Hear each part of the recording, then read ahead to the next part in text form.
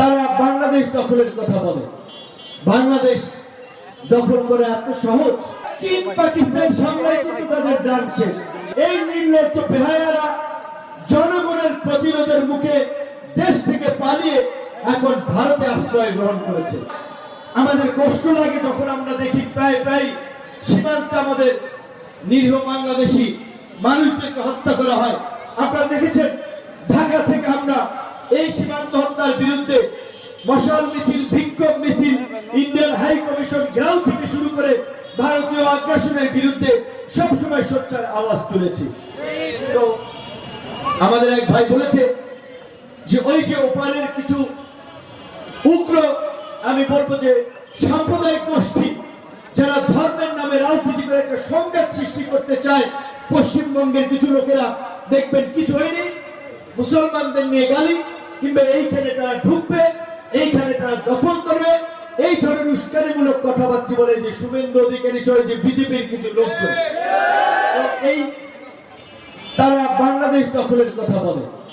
বাংলাদেশ দখল করে এত সহজ? ভারতের অন্যদিকে দখল হয়ে যাচ্ছে, ওইদিকে পাকিস্তান গুতা দিতেছে, ওইদিকে চীন গুতা দিতেছে। চীন পাকিস্তান সামলাইতে তো তাদের জানছে।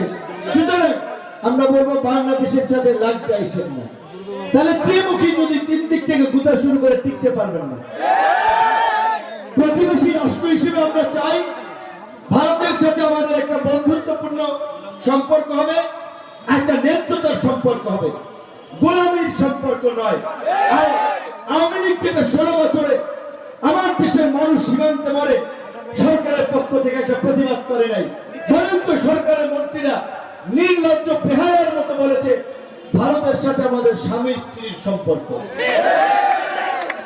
এবং এই নির্লজ্জ বেহায়ারা জনগণের প্রতিরোধের মুখে দেশ থেকে পালিয়ে এখন ভারতে আশ্রয় গ্রহণ করেছে। অনেকে দেখেছে নাম পরিবর্তন করেছে, মুসলমান থেকে হিন্দু নাম দিয়েছে বাঁচার জন্য।